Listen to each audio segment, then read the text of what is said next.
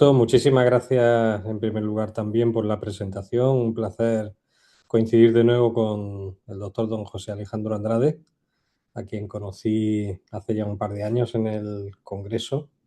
allí en Ciudad de México, con ocasión de otro evento también auspiciado en ese marco institucional, ¿no? tan relevante.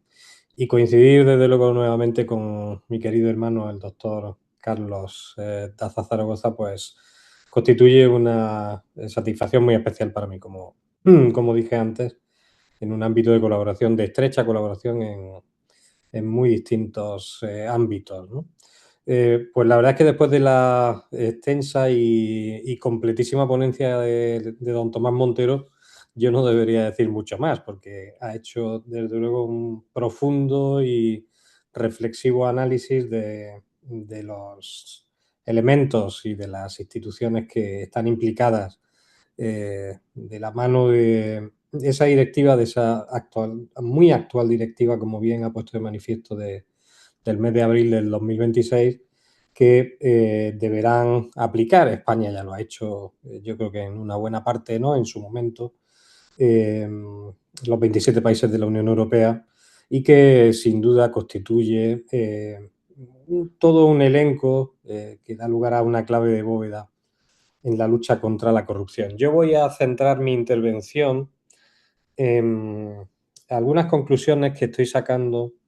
las últimas semanas después de analizar, ¿no? Los principales casos de corrupción que asolan nuestro país en los distintos ámbitos, ¿no? Lo digo porque, por supuesto, la corrupción es sin duda un fenómeno global, pero también un fenómeno generalizado. No hay país alguno en el mapamundi, ¿no? de nuestro mundo que esté a salvo, ¿no? de un fenómeno como es la corrupción. La clave está en dotarse de los medios necesarios y de las precauciones y elementos de prevención necesarias, como bien decía el doctor Carlos Daza, para enfrentar a la corrupción. En este ámbito, pues el desarrollo de un foro de estas características creo que sigue siendo, por supuesto, necesario, porque la corrupción es como una especie de cáncer que asalta siempre al Estado de Derecho y a la democracia, y del cual hay que estar permanentemente defendiéndose, ¿no? Y ni la corrupción es solo propia de estados como España o México,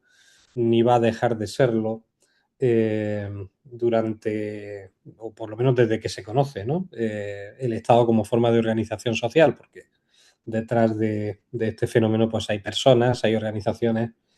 criminales, y hay muy particularmente unos intereses lucrativos de búsqueda de lucro ilícito, que son los que en la inmensa mayoría de los casos, con muy contadas excepciones, los que motivan la comisión de esos comportamientos delictivos, ¿no?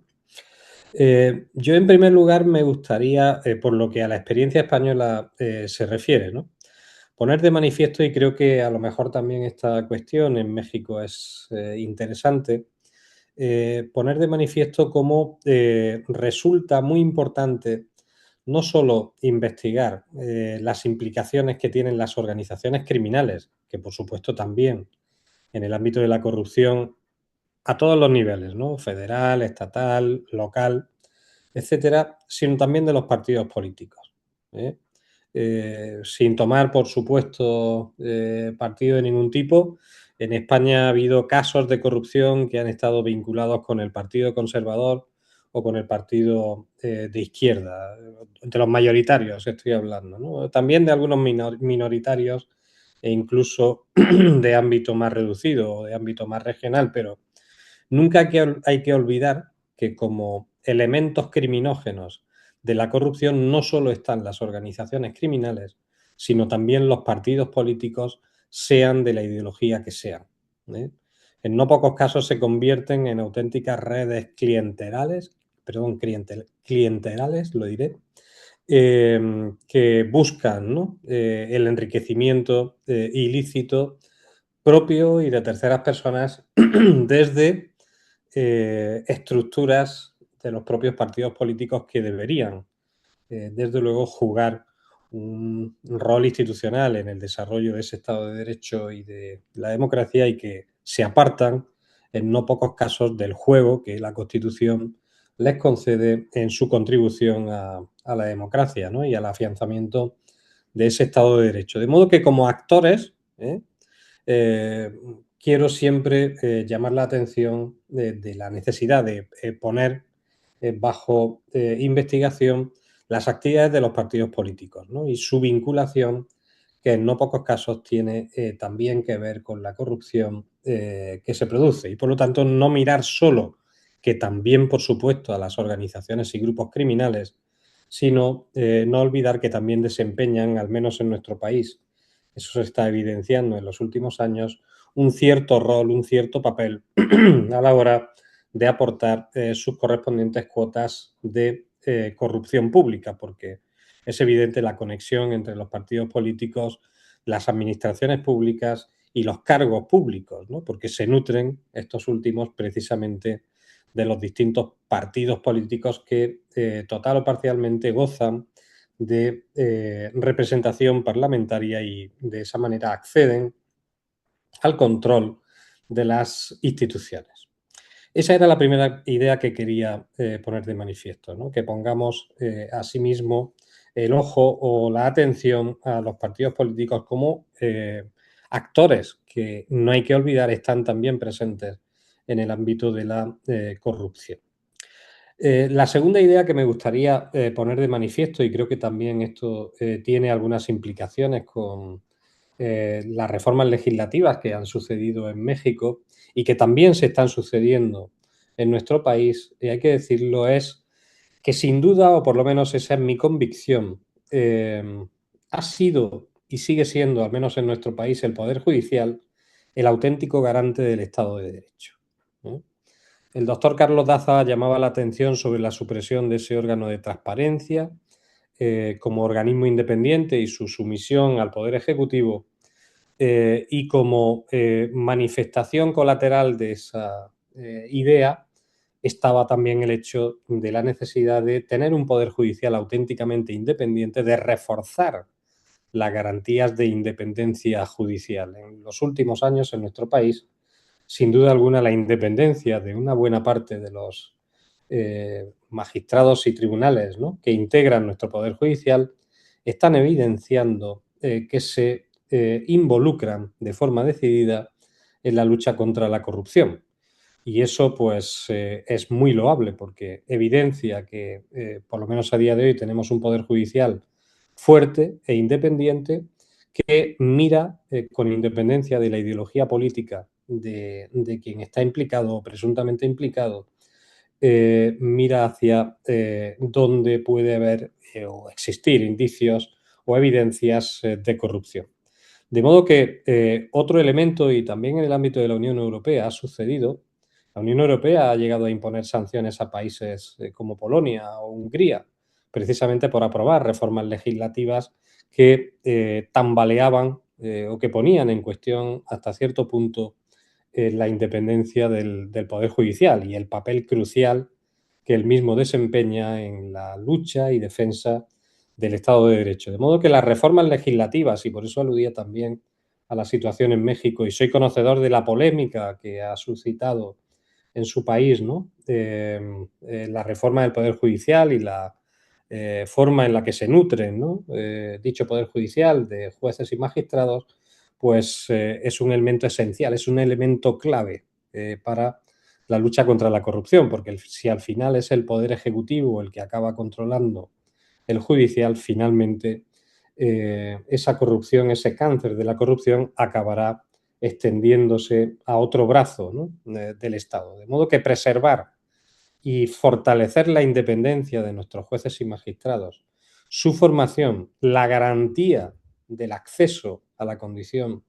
de juez o magistrado constituyen, a mi juicio, un pilar irrenunciable en la lucha contra la corrupción. Tener jueces independientes, no estoy diciendo jueces impunes, por supuesto, los jueces y tribunales tienen que estar también, como no podía ser de otro modo, sometidos al imperio de la ley y de la Constitución y, por supuesto, de los tratados internacionales de los que cada país es parte, pero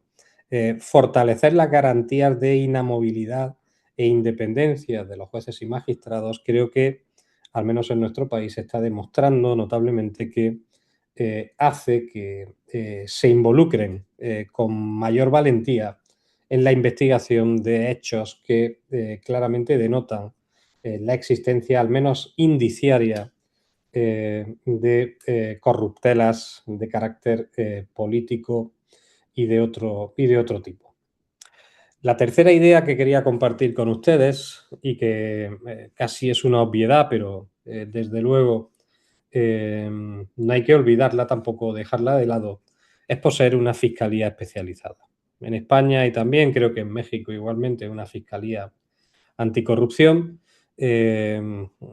Tanto los fiscales como los jueces y magistrados se enfrentan en muchas ocasiones a complejos entramados financieros y societarios que intentan eludir el control y la fiscalización del Estado, para cuya investigación son necesarios conocimientos especialísimos y muy precisos acerca de cuestiones de muy diverso tipo, financieras, económicas, mercantiles, por supuesto, e internacionales, ¿no? Dado que, como todos sabemos, la corrupción es un fenómeno no solo generalizado, sino también globalizado allá donde exista, ¿no?, una forma de Estado, ¿no? Y que en consecuencia poseamos fiscales que impulsen la investigación y la instrucción de causas, fiscales especialmente formados, ¿no?,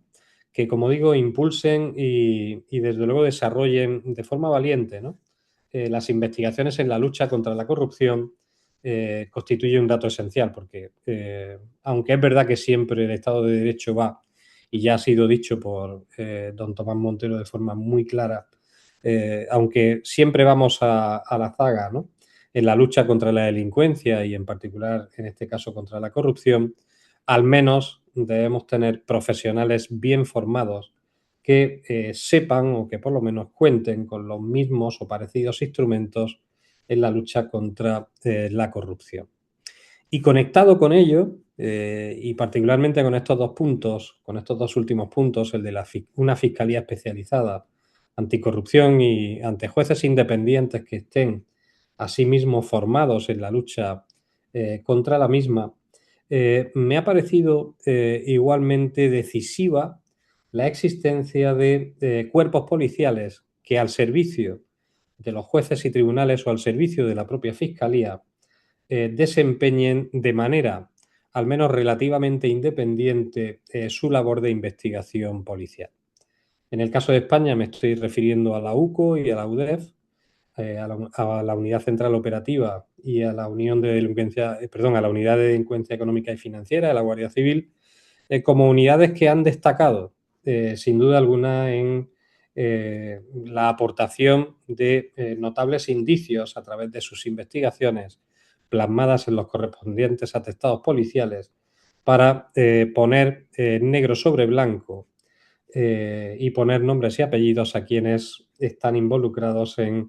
hechos presuntamente corruptos, ¿no? Y fíjense un dato que me ha parecido muy esencial en uno de los últimos casos que ha sucedido en España, ¿no? Y es cómo el juez dio órdenes concretas a la Policía Judicial para que no transmitieran la más mínima información a sus jefes orgánicos, es decir, a las autoridades policiales del Poder Ejecutivo. Es decir, cuando estas unidades especializadas desarrollan labores de policía judicial, están sometidos a un régimen funcional y no a un régimen orgánico. Y por lo tanto, únicamente deben recibir instrucciones de la Fiscalía o del Poder Judicial y únicamente son a los jueces y a los fiscales a los que deben informar del desarrollo y cumplimiento de las investigaciones que en este caso están llevando a cabo, ¿no? Y eso pues evita filtraciones, evita que se destruyan pruebas, evita desde luego que el Poder Ejecutivo pueda tener sin duda alguna, capacidad de maniobra frente a las investigaciones que desde el Poder Judicial o la Fiscalía se desarrollan en la lucha contra la corrupción, ¿no? Y fíjense un dato, ¿no? Don Tomás Montero señalaba muy acertadamente en una de sus últimas diapositivas que la obstrucción judicial es también un elemento detonante, ¿no? O también característico del ámbito de la corrupción pública. En una de las últimas causas judiciales que se están ventilando aquí en España y de las cuales ya se ha abierto parcialmente al menos el secreto del sumario, se han detectado indiciariamente al menos ciertas inclinaciones a intentar conseguir pues que personas que podían tener información relevante acerca de conocidos hechos presuntamente corruptos, pues no aportaran su testimonio, hechos o al menos indicios destinados a sobornar a personas que podrían también estar bien implicadas en la lucha contra la delincuencia o sencillamente a intentar influenciar por muy distintos medios a quienes pueden aportar desde su rol institucional o funcional un pequeño granito de arena en la lucha contra la corrupción, aportando datos esenciales a las causas que desde luego pueden permitir sentar en el banquillo a los auténticos responsables, ¿no? De modo que un delito como es la obstrucción a la justicia es sin duda alguna también uno de los elementos de las figuras delictivas implicadas, al menos como hemos descubierto en las últimas semanas en nuestro país, en los últimos días, estaría a punto de decir, ¿no? Por la actualidad del caso, ¿no? Y en este sentido, pues desde luego son elementos, todos ellos que me parecen esenciales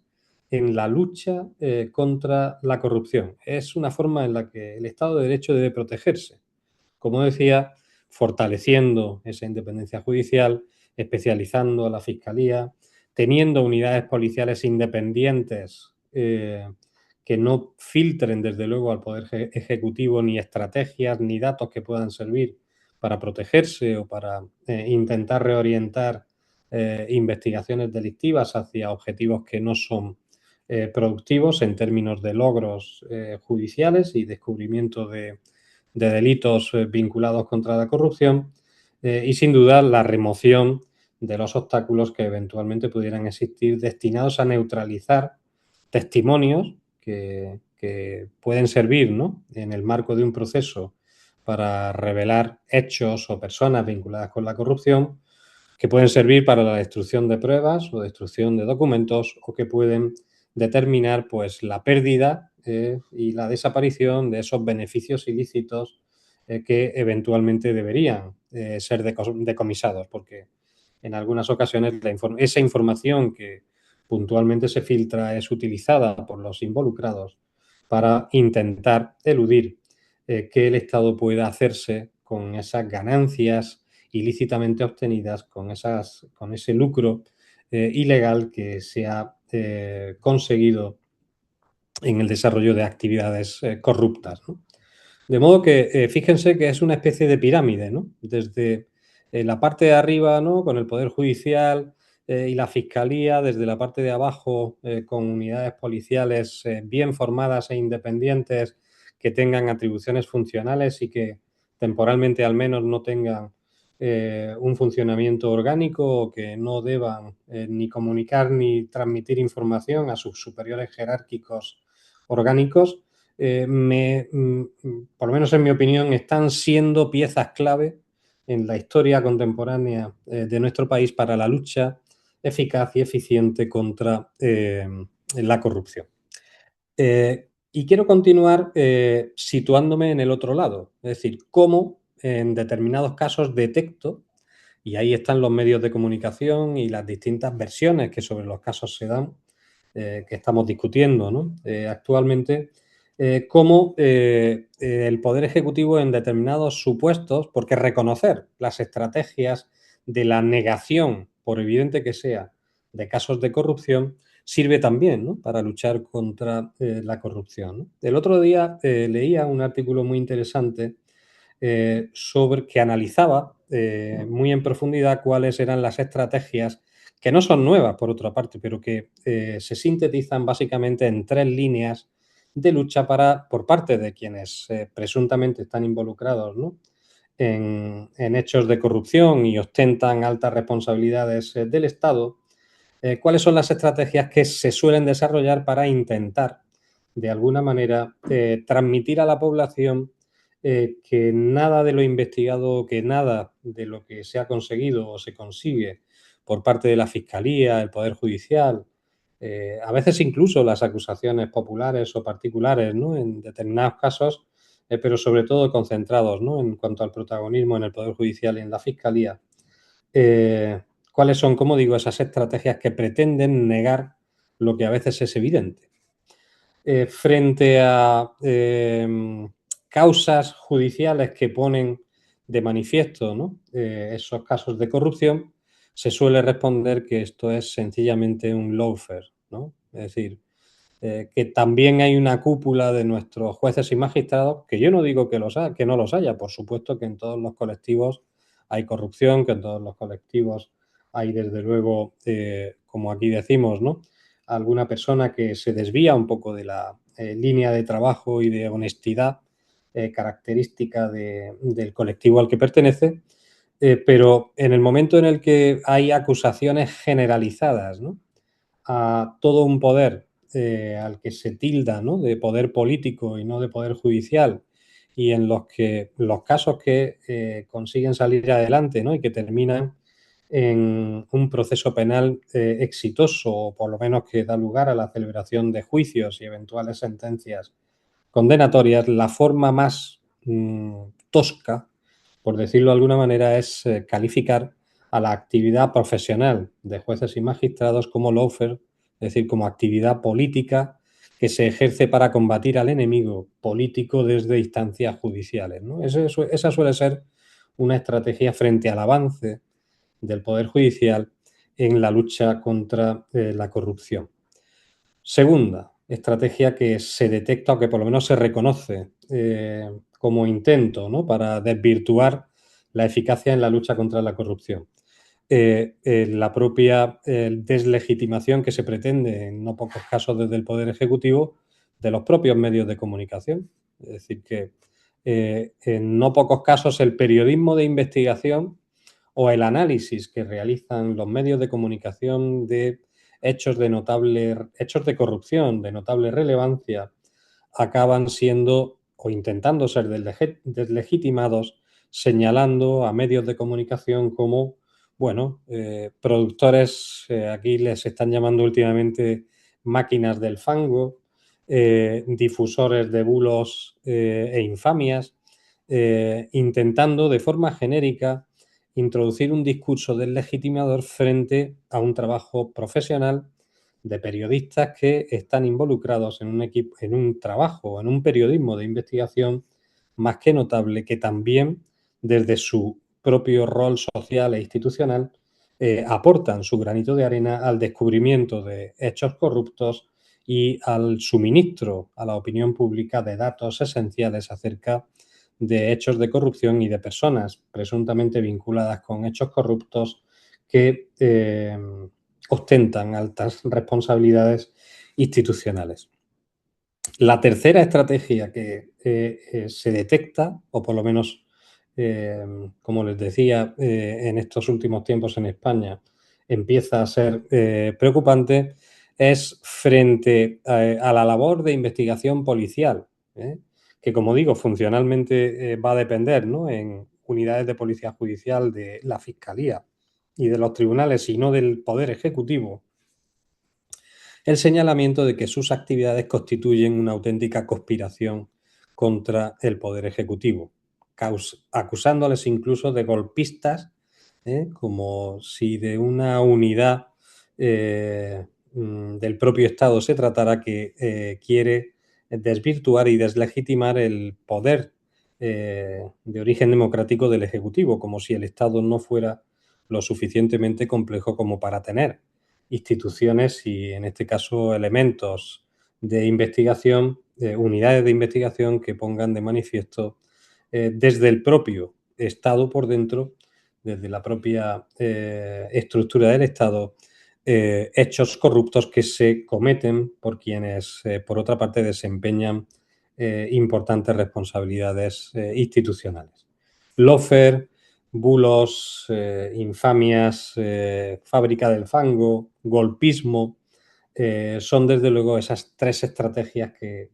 reconozco que claramente se utilizan a la defensiva por parte de personas que están siendo, ¿no?, investigadas a todos los niveles por presuntos hechos corruptos, ¿no?, y que desde luego sirven también para detectar, ¿no?, cuál es la estrategia de reacción frente al avance en la lucha contra la corrupción. Dos ideas más, porque creo que ya estoy alcanzando los 30 minutos asignados. Alguna cuestión procesal, como es el tema del secreto sumarial,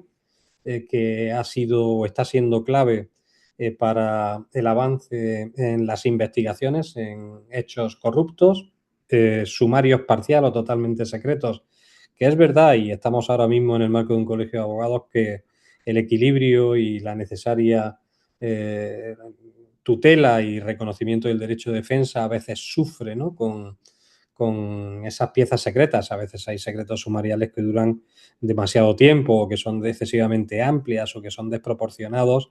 o que no están, desde luego, justificados en cuanto a su duración y extensión. Hay que analizarlo, por supuesto, caso por caso, pero en mi opinión, al menos parcialmente han aportado su pequeño grano de arena en la lucha contra la corrupción. Segundo, los colaboradores, los famosos confidentes, que por supuesto hay que tratarlos con mucho cuidado porque lógicamente no siempre van a decir la verdad o a lo mejor la información que pueden suministrar puede ser interesada, pero desde luego en algunos casos en nuestro país está aportando elementos y datos esenciales que se están cumpliendo punto por punto o que están siendo verificadas punto por punto por las investigaciones policiales que luego se llevan a cabo, ¿no?, conforme a la información, conforme a los datos que estos colaboradores están suministrando y que en muchas ocasiones formaban parte del propio engranaje corrupto que se está investigando, ¿no?, que se está haciendo, que se está llevando a cabo en la investigación de que se trate, ¿no? Y un tercer elemento, y con eso ya termino, ¿no?, la cooperación judicial. Don Tomás Montero lo ha puesto también de manifiesto, la cooperación judicial, sobre todo en el ámbito internacional, y lo estamos viendo en nuestro país con algún caso muy, muy reciente de hace muy pocos días, con las ramificaciones que en otros países tienen el diseño de esas complicadas estructuras financieras y societarias llenas de sociedades interpuestas, testaferros, países de nula tributación o paraísos fiscales, entre muchos otros elementos, es esencial, ¿no?, esa cooperación judicial, el desarrollo eficaz de comisiones rogatorias a la hora de aportar datos esenciales en investigaciones que, desde luego, pueden contribuir, ¿no?, con su valor procesal a la lucha contra la delincuencia. En este sentido, termino mencionando un proyecto interesantísimo financiado por la Comisión Europea a la Fiscalía General del Estado y particularmente a la Fiscalía Anticorrupción, el Pacto 2.0. Está ahí toda la información en Internet para quien quiera echarle un vistazo y quien quiera ojearla, que viene a concretar en la colaboración concreta en procesos penales concretos esa cooperación judicial, porque en el ámbito de la Unión Europea lo tenemos resuelto a través de las unidades de Europol y de Eurojust, ¿no? Pero fuera del ámbito de la Unión Europea, pues he sido testigo concretamente entre España y Colombia de colaboraciones que en tiempo real han permitido transmitir elementos de convicción y pruebas que han sido válidamente utilizados en nuestro país para sacar adelante procesos penales con pruebas que se estaban obteniendo en ese momento, en ese preciso instante, en otro país y que eran transmitidas de fiscalía a fiscalía de una forma eficiente, por supuesto, con la integridad necesaria a la hora de suministrar, ¿no?, pruebas válidas y legalmente obtenidas, y que pueden ser utilizadas válidamente, ya sea en nuestro caso en México, ya sea en España, a través de esas colaboraciones concretas que logran transmitir elementos de prueba y convicción que sirven de base a la fundamentación de una acusación en lo que ahora nos toca en procesos vinculados en la lucha contra la corrupción. Nada más y muchas gracias. Estoy a su disposición. Ok,